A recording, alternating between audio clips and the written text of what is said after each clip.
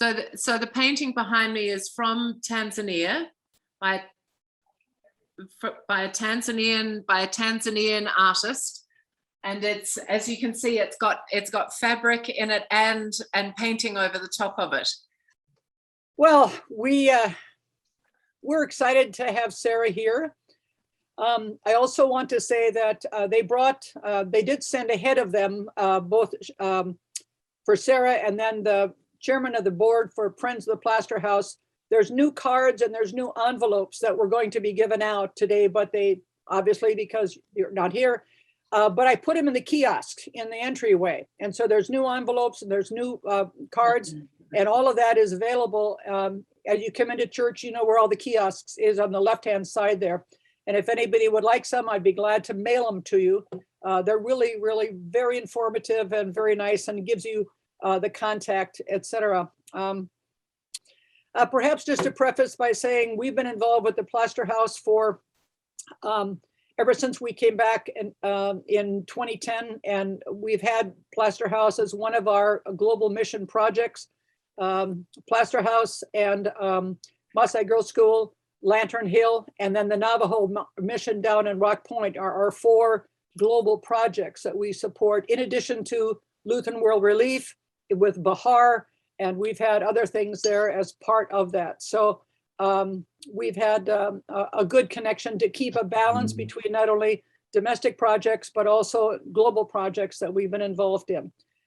Personally, I've known Sarah for 23 years. I figured out Sarah when she first came over from to be a part of a New Zealand enterprise called Volunteer Service Abroad. And so she came into our small community of Monduli, and we were introduced to each other, and I've been in love with her ever since. So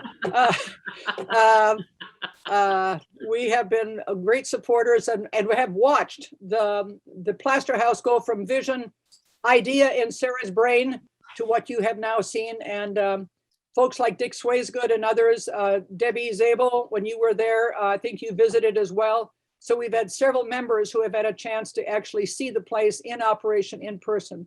So we've had a great connection, and we'll plan to continue in that relationship with Plaster House as one of our medical, but also educational pieces because of the school that they run for the kids while they're being treated. All right, so allow me to pray, and we will invite Sarah to take over. All right, let's pray.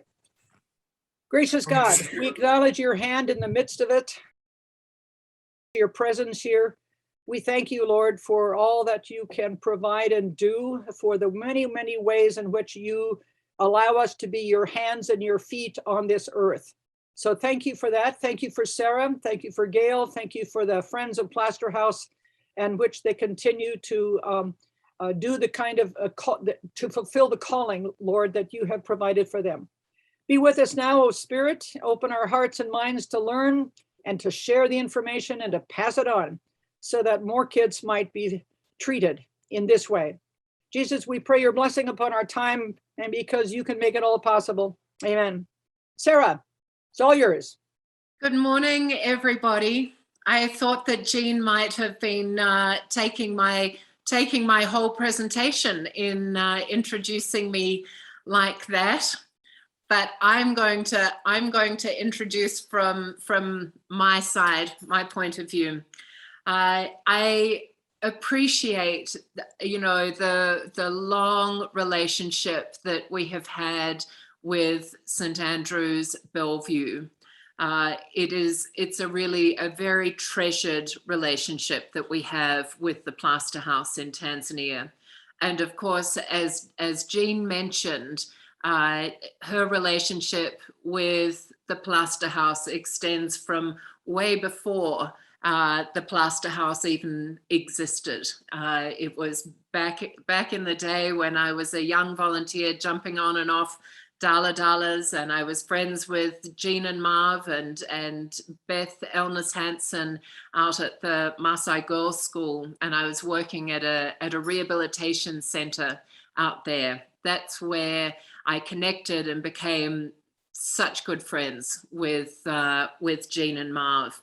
They were some of the first sounding boards that I had I was working at the Lutheran Hospital in Arusha with Mark Jacobson, and we were bringing children in to have surgery. But we were finding that sending them back home after they'd had surgery meant that they were failing at rehabilitation, or the rehabilitation was failing on them. So the Plaster House really started as a piece of paper above my desk in Arusha. It was called the Plaster House from the beginning, and I have to go back to my roots there and say that I'm Australian born and New Zealand bred, and so I call plaster I refer to plaster as in a plaster cast, a POP that children have on their legs, and that's why I call it the Plaster House. So really it started with the idea of looking after children after they'd had a surgical procedure to correct a disability. It started with the idea that we'd look after 12 to 15 children at a time. I've got a video that I'd like to share with you now, a glimpse into the Plaster House.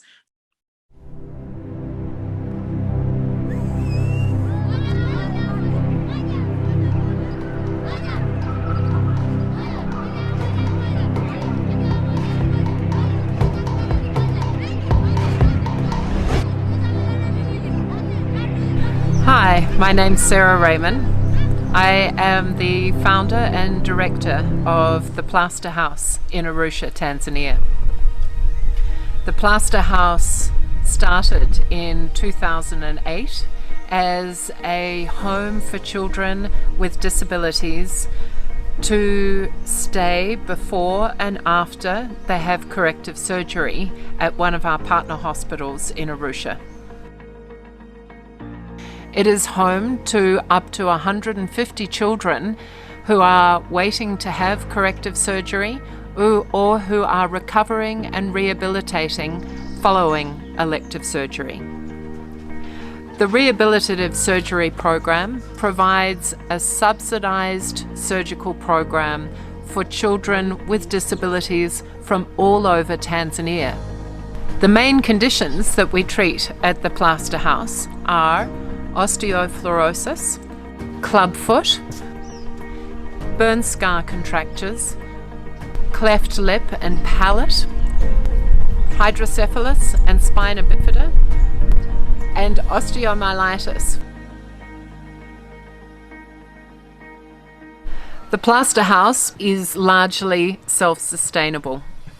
We have solar electricity, we have access to water through our own borehole, we have a biogas plant that processes all of our septic, and we cook on the gas in the kitchen. We have our own vegetable garden and chickens to produce eggs.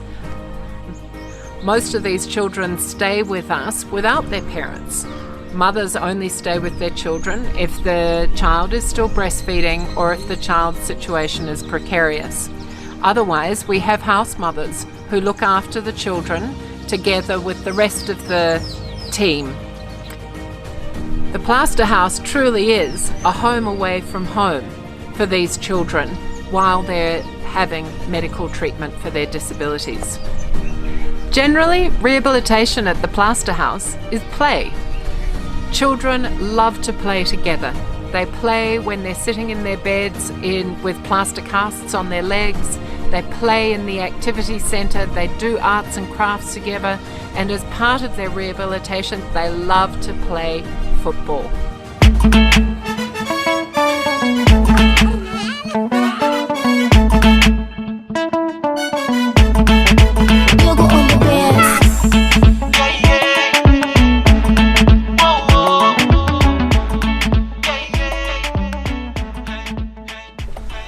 We are passionate about the work we do with children with disabilities here at the Plaster House. Our whole team is committed to our vision that there should be no child with a treatable disability living in Tanzania.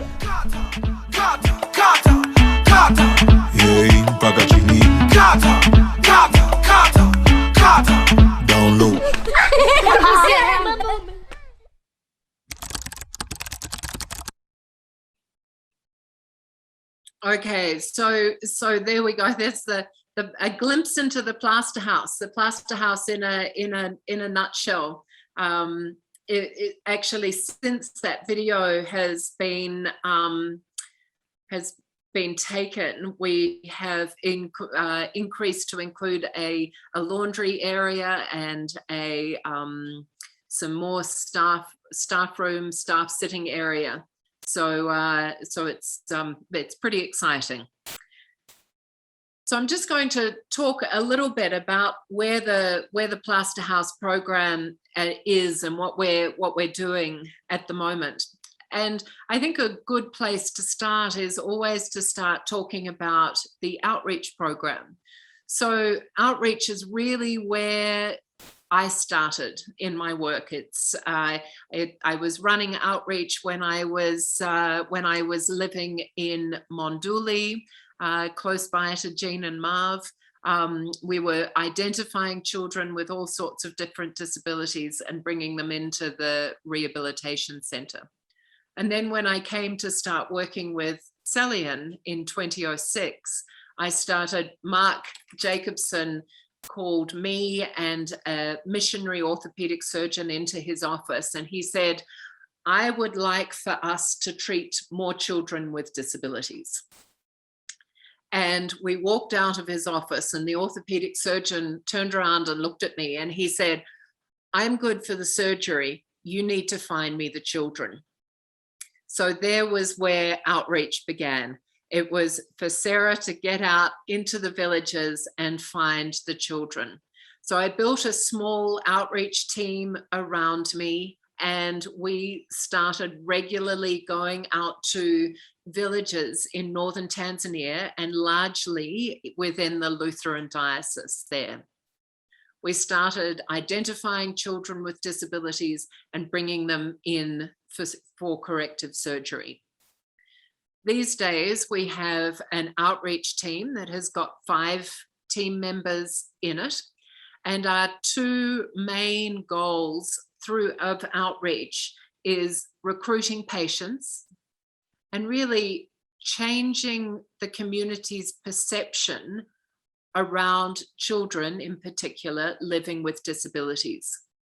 We run into so many problems still with the idea that a child living with a disability or a child born with disability is a curse and is a curse on the family. So our outreach team does a lot of work to change those perceptions. We do that through our original program of going out village by village by village to identify children with disabilities. We do that through training outreach partners. So we partner with other nonprofits in the Arusha region and throughout Tanzania.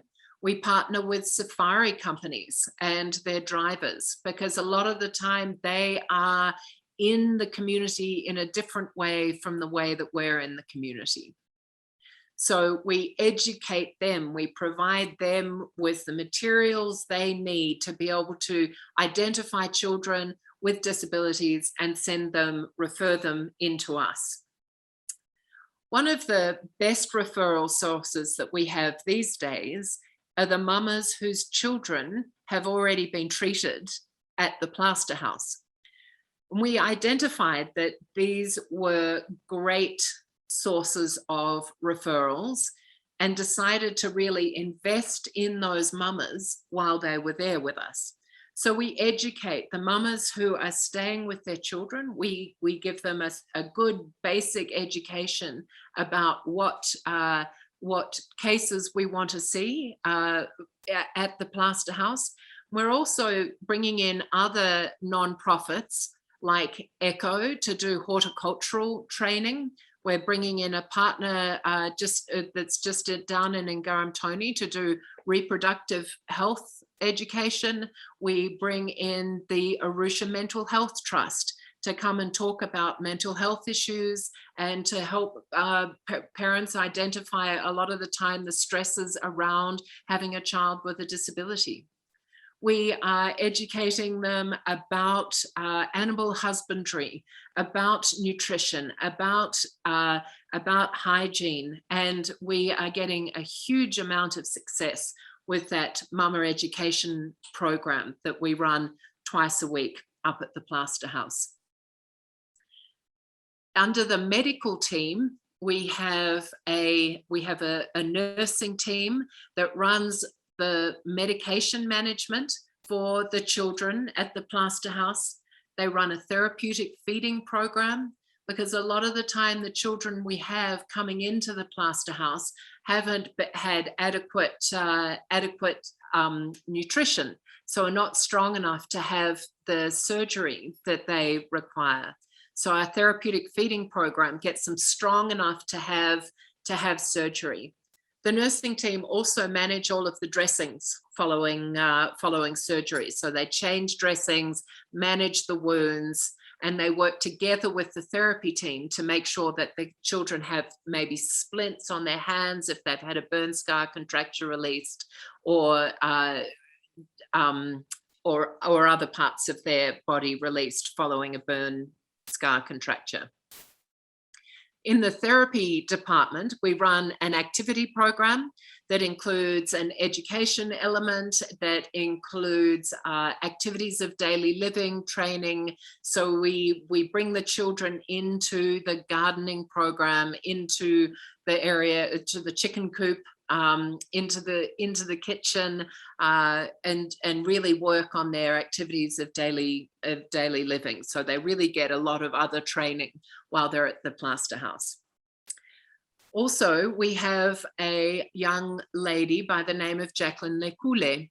And so, of course, many of you know all about Maasai Girls School. Well, Jacqueline was a student at Maasai Girls School when I first met her through Jean and Marv, and we trained her to be an occupational therapist. And now she is in charge of the Clubfoot program at the Plaster House, and is considered to be one of the best fundis, or the best technicians for managing Clubfoot with plaster. So that is, or POP, sorry. So that is, that's a really exciting part of our program, and one that we really see we're going to be growing.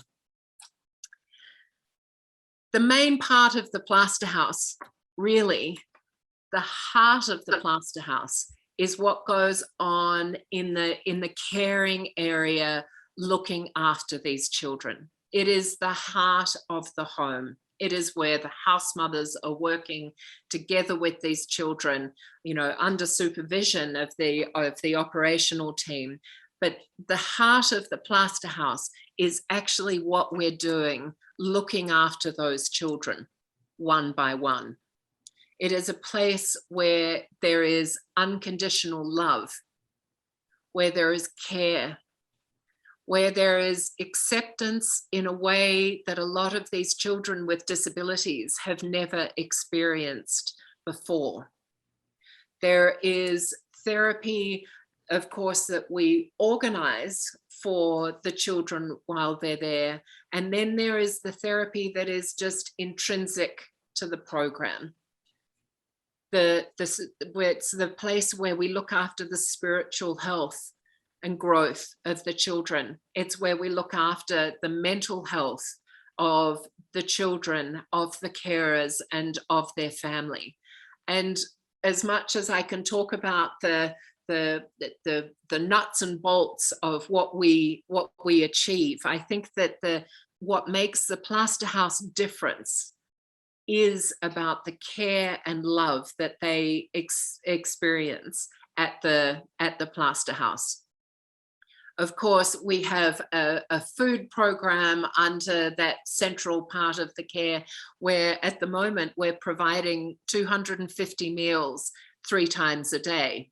We have that part of the operational aspect of the program that is getting the place clean, keeping the place clean. And many people, for you who have visited us and for people who are visiting us from Arusha, they most often comment on the cleanliness of the Plaster House. So it is about the fact that that the place is very happy, and it is about the fact that it is very clean. At the moment at the Plaster House, I don't know how many of you have signed on for our newsletter, but we've just finished 2 weeks of running with our plastic surgeons. We've got over 180 children up at the Plaster House at the moment. A lot of children are there at the moment who've got hair lip or cleft lip and palate that has been corrected, and a lot of children there with burn scars. They might have fallen into the fire at their home. They might have spilt some hot porridge on them, and then there isn't a good burn program for looking after children with disabilities, with acute burns. So it is something that we see way too much of with the burn scar contractures that we're having to release with the plastic surgeons. I've got another short video to show you just now. It's called A Road to 1,000. It's all about the pictures, this one, no, not so much about the words. So let me share that with you just now.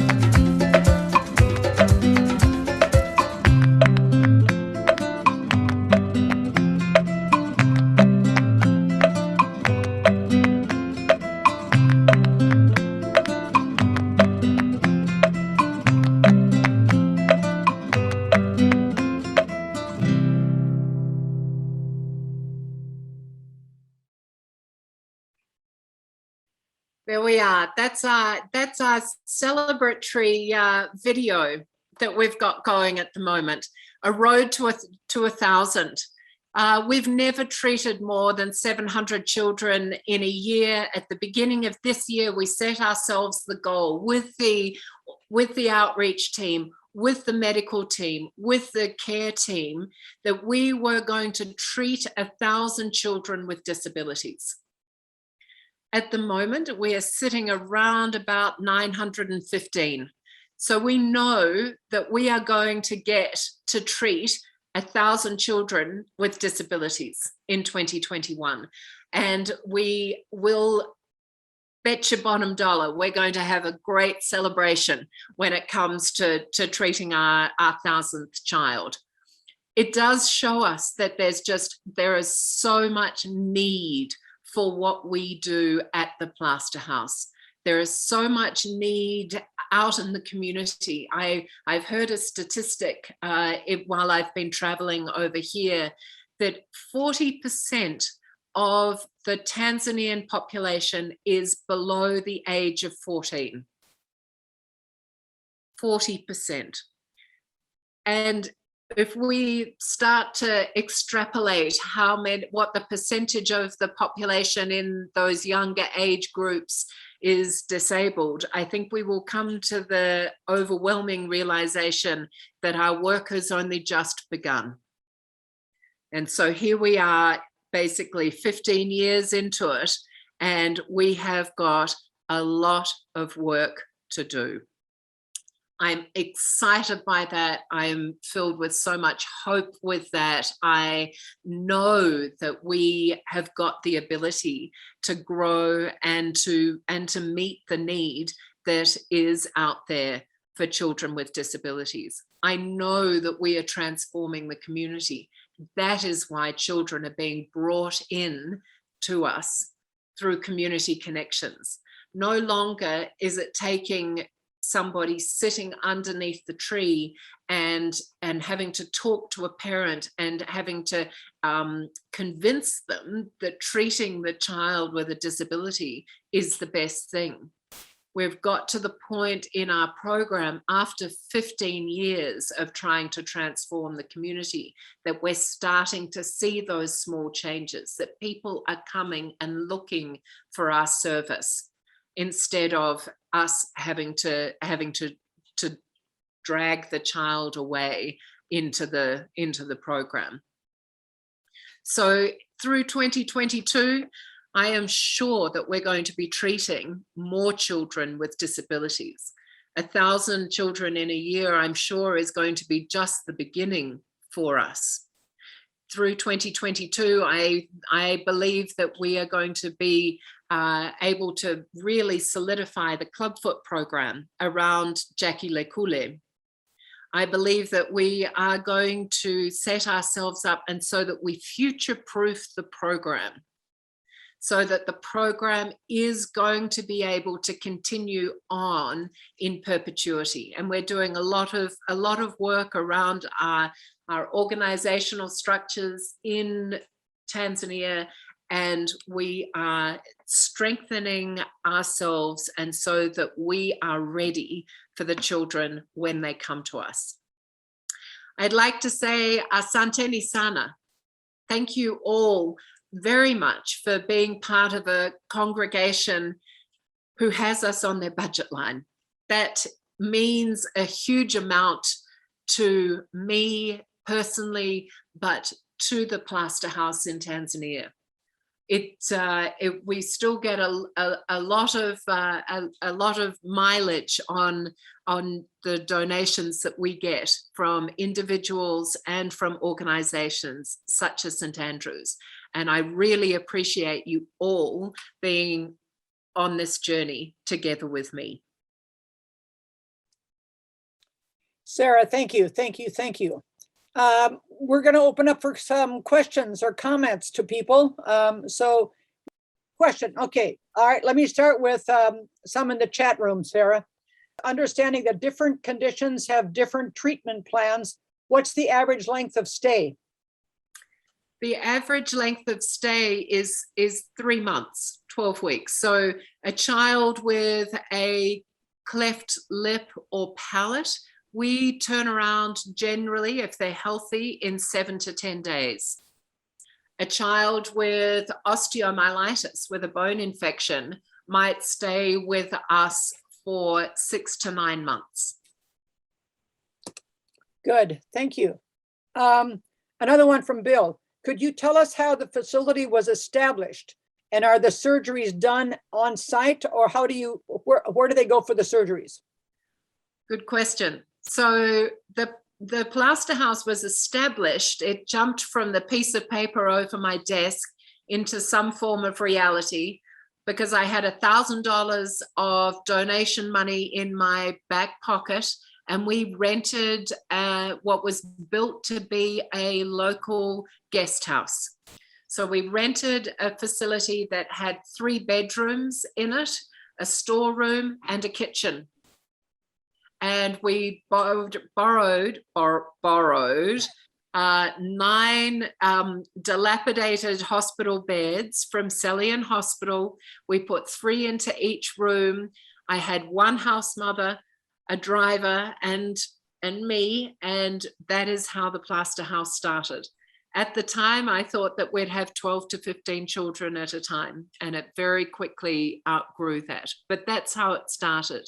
In 2013, we were really blessed to be allocated a piece of land from the North Central Diocese, which is a beautiful piece of land a little bit out of Arusha, up on the side of a hill. And that was when we did quite a bit of fundraising together with Mark Jacobson to build the Plaster House where it is now. So that was in 2013, we opened that. And since then, we've done 2 expansions of the program. So we have 80 beds now. Jean, I forget the second part of the question. Are the surgeries? Okay. Surgeries. So we do the surgeries. We do most of our surgeries at the moment down at the Arusha Lutheran Medical Center. We do some of our surgeries at the Celian Lutheran Hospital in Garamtoni, and we do some of our surgeries at the AICC hospital in Arusha. So we don't do, the only conditions that we can really treat from beginning to end at the Plaster House are young children with clubfoot. So young children with clubfoot, Jackie treats them with all of the casting, and then we have a surgeon who comes to us from Celian Hospital and just does a small surgery up at the Plaster House. So you have these 3 different hospital sites have specialists in each of the areas that you treat surgically? That's correct. And so the only surgeons who we are dependent on for different surgeries are the plastic and reconstructive surgeons who come to us from Colorado. So they've been doing quite a bit of training with our team in Tanzania for managing the burn scar contractures without them. And but we depend on them for the cleft lip and palate. So moving forward, moving into 2022, so we've basically hit capacity at the Lutheran hospitals. And so through 2022 and beyond, we're going to be looking at developing relationships with surgical hospitals in other parts of the country. And so that we can treat the children closer to home, and so that we can develop the surgical capacity in other parts of the country. So at the moment, we have orthopedic backup at the Plaster House. We have children sort of at the Plaster House who are on a waiting list to be able to get into a clinic space, because we're limited in our clinics to 30 children a clinic. There are some days that we could have 50 or 60 children going down to a clinic. So we've got backup, and we're looking at a way that we can increase our capacity so we can more efficiently move the children through the program. Would you talk a little bit about the school that you have there on the Plaster House for the kids, the long-term stay people?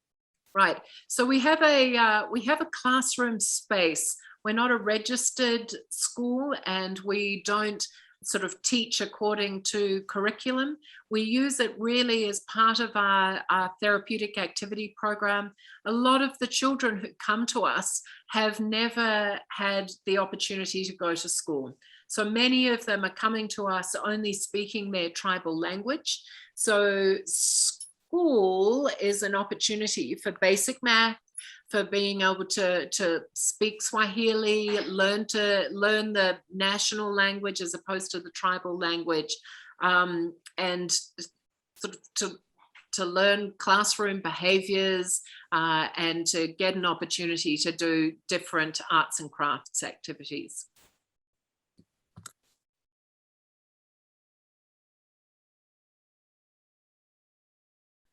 Our annual budget is $700,000.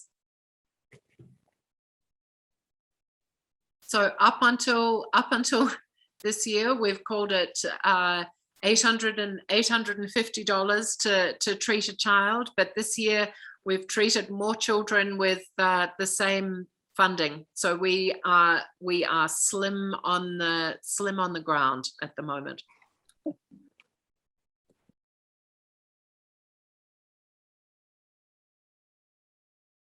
So we have a 501c3 set up in the United States called Friends of the Plaster House, and I think that the link might be in the chat. But that is the best place and to make a donation. So you can make a donation online, or the envelopes that Jean has put into the kiosks at St. Andrews have the ability to fill out credit card details on that, or to be able to mail us a check. Okay. One of the questions that came in, Bill said, does all funding, Sarah, come from donations? How do you get your funding? We have a concept that I've held on to very strong over the years, which is based on free is worthless. So we, in Swahili, the word for free is the same as the word for worthless. So in Swahili, we say bure ni bure, free is worthless. And we ask the parents to make a contribution to the care of their child.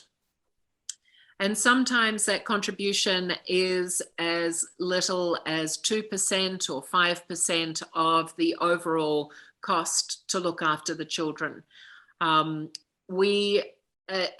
in answer to your question, Bill, the bulk of the funding comes through donations, through Friends of the Plaster House. We get some funding through, a little funding through OBA. We get a little funding through the ELCA. And we have a charity set up in Australia, which is my home country. We are working on moving towards more grant funding for the Plaster House program, and we are working towards establishing an endowment. That's all part of the future proofing of the Plaster House program. So I would say, and we also get local donations. The Plaster House is a very well respected program in Arusha. It's something I find very humbling that I mean, there are so many not-for-profits and so many schools and programs in Arusha, and we get a lot of in-kind donations and support from our Arusha neighbors, both Tanzanian local, the Indian population and the expat population. So yes, long answer to a short question, Bill, but yes, most of our funding comes from donations. A small and very important amount comes from the parents of the children themselves. I know that you have a connection into Germany, that there is a German, yes. You're in the, yeah. Yeah, there's a young paramedic who spent some time over in Arusha working with my husband in his Medivac company, and he came up to Plaster House and fell in love with it, and he has established a not-for-profit in Germany to raise funds for the Plaster House. So you know, there's a lot of different opportunities that we have through Europe now, through that German connection. I think, Sarah, averaging per month, if you were to, you know, the greatest need still is to fix the kids, you know, and do that. So per month, what is always your financial goal? Approximately what kind of money do you need to pay the bills and pay your staff and to just do the basics?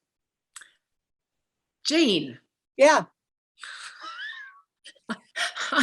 I'm going to have to math out my mind in that way.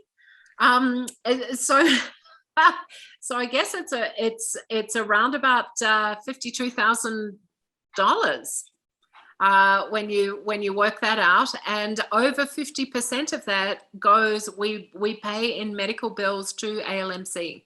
So the fact that we have increased the throughput of the children we're treating means that we are spending more money at ALMC. That's where we send most of our patients. But you know, to break it down a little bit, next year I do have a goal to increase our monthly giving program, and so that we can cover our staff salaries. So our staff salaries for our 55 staff, including me, is $13,000 a month. Wow. We are really looking to increase our monthly giving family, and so that we can bank on our staff payroll being covered every month. Yep. During the COVID, what did you do? How did you deal with, I mean, I know everything kind of shut down. What happened with your staff or program during the COVID time? So I guess we touched base with the Seattle community, I think in November last year or October last year. And at that point, we were just clearing our waiting list. So in the initial time, before we really knew what COVID was going to look like in Tanzania, we shut down for any referrals except for emergencies. And so we consider children with spina bifida and hydrocephalus to be an emergency. We consider children with osteomyelitis to be an emergency. So they could come in, but then we were quarantining them in another building and then bringing them into the heart of the home. But we continue to have all of our daily staff go in with masks on. If I'm visiting, I wear a mask. If we have any visiting groups, we have masks on. And the house mothers who are in for 10 days at a time, they do not wear masks when they come back on shift. In Tanzania, we are not seeing the absolute crippling COVID scenario that people have seen in other parts of the world. There definitely have been waves of COVID. It has affected us and our economy greatly, especially because of the effect on tourism and people not traveling. And we did early on lose one staff member to COVID. But apart from that, it's around, but it's not changing really what we're doing. Any other questions, folks? I think we're getting towards the... Yes, we do have rapid test capacity. Actually, my husband's company was given several hundred rapid tests, and so we can test as necessary. And you know, the other great thing is that now there are the vaccine is available in Tanzania, so a lot of our staff, a lot of our friends are getting vaccinated. And which vaccine is it? It is the Johnson & Johnson. Chris asks, would donations of tests be beneficial? Any tests? At the moment, thank you. At the moment, we are well covered with that. Your husband's business, when you said he was getting testing materials? Jack runs a small company called Arusha Medivac, and so he has a twin-engine aircraft and provides medivacs in and around East Africa. So that's what he does. So it's going out to pick up the client or patients and then getting them to a facility. That's correct. Okay. Or doing hospital transfers from Arusha down to Dar or Arusha to Nairobi. So that's what he does. Hey, thank you everybody for including me in your discipleship hour. I love talking about the Plaster House. I think Jean and I can probably out-talk each other. And if we weren't going to put a pause on the end of it, we probably would be able to bore you for at least another hour. So those of you who are joining it at 1 o'clock, karibuni, but otherwise, asante sana, thank you so much for being here and being excited about what we're doing at the Plaster House. I really do appreciate it.